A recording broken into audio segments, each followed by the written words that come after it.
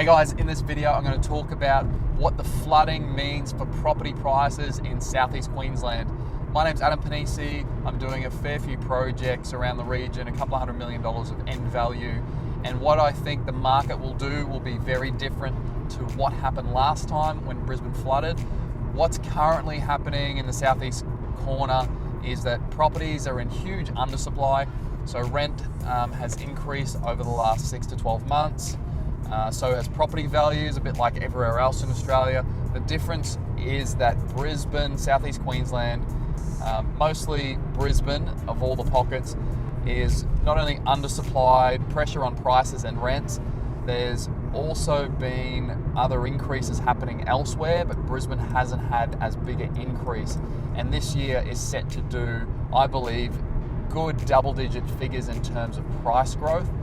And some pockets, I believe, will do 40 or 50% growth within Brisbane itself in the next 12 months. So the flooding will do the complete opposite to what it had last time, or what happened last time, where in 2011 the Brisbane market was flat. No one was really buying anything. The market was dead.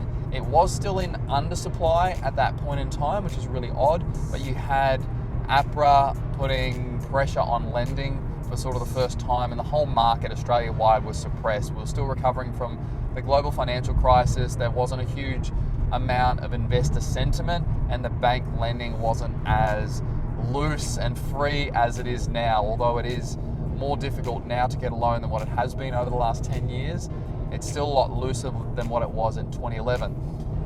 So you've got 15,000 homes that were flood affected in this floods, and about the same number back in 2011. The difference now is, where are all those people that are living in these 15,000 homes, where are they actually going to when there's no supply of stock? So there's that to consider, number one. So there's nowhere for these people to move into while their houses are getting fixed. The second one is, we've got building materials shortage and supply issues with getting stuff built at the moment, so it's taking longer. There's like a 6-month wait time just on getting timber frames, if you can get a builder who can actually get the supply of timber frames. So these are the bigger builders that have the supply chain, or the agreements with major suppliers. So you're at least waiting 6 months just to get timber framing for anything. So that's going to delay rebuilding these properties that have been flood affected. The other thing is that people are going to be looking at now non-flood affected properties and putting a higher value on them. So that you're going to have not only these people that are out of homes, but investors looking in for those that haven't been turned off Brisbane. They're going to be looking very closely at the flood levels, because we've had a 1 in 100 year flood and we've had 2 in 10 years. So the chance of having a third one, in my view, is probably very slim, as in a third one in another 10 years. It's probably very slim, but the way things are going around the world, there's obviously fear of climate change, among other things, and that fear, I think, will push a lot of people from not buying flood-affected properties. So it's going to create a large pricing disparity between flood-affected properties and non-flood affected, and you're going to have even more people looking at the non-flood affected properties. So we're going to see even more growth come in Brisbane and in southeast Queensland as a result of the floods for those properties that aren't flood affected. So if you're looking to buy property, it seems to have slowed a little bit. Just after the floods, people are more looking at the news about what's happening in Russia, what's happening with the flooding, that they've taken their eye off the ball with property and with the property market.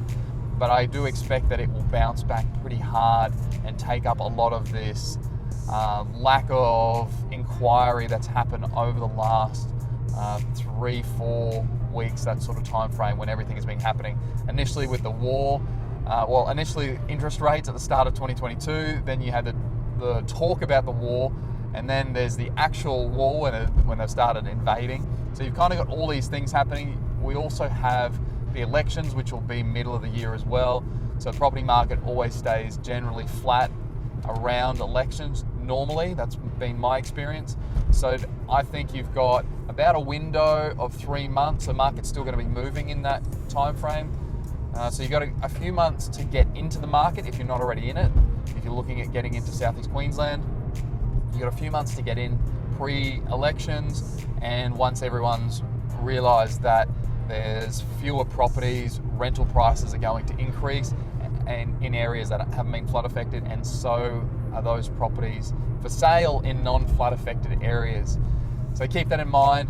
Hope that's given you a really good insight into Brisbane. That is my crystal ball based on my experience, and in especially 99% of my experience has been in Brisbane. I bought a lot of properties around the Brisbane region, and I only develop most of the properties in this area, so I am very familiar with Brisbane. I know which areas have been flood affected, because I did consider buying a property after the floods in 2011, and I got advised not to by one of my really wealthy mentors, and I listened to him, and I'm glad that I did. So yeah, none of my properties were affected by the floods. Apparently I did have some water go through one of the properties, but I think it was from a leaking roof. That property's on top of a hill, so I don't know how any other water could have got in unless it was from a leaky roof. But yeah, otherwise, all of my properties in and around Brisbane and other areas that have been flooded, make sure I always buy out of flood zones, because it's very hard to get around flooding. It's not something that you can change. If the water level rises, you're not going to be able to keep it out of your house unless you stick it up on stumps. So people are going to value non-flood affected properties even higher now, and that's because of the cycle of the market that we are in. So look out for huge double-digit growth in and around Brisbane over the next 12 months. Sydney, Melbourne, sorry, it looks like they're going down. I'm sure there's pockets in Sydney and Melbourne that are running flat or still in growth. It happens in every down market. But overall, Sydney and Melbourne, I probably wouldn't touch those for the next little bit. But I'm digressing. I just want to talk about the floods. Hope you got a bit out of that. And if you've got any questions or any other opinions that you've got, I'd love to hear other people's opinions or views on what you think the market will do in Brisbane.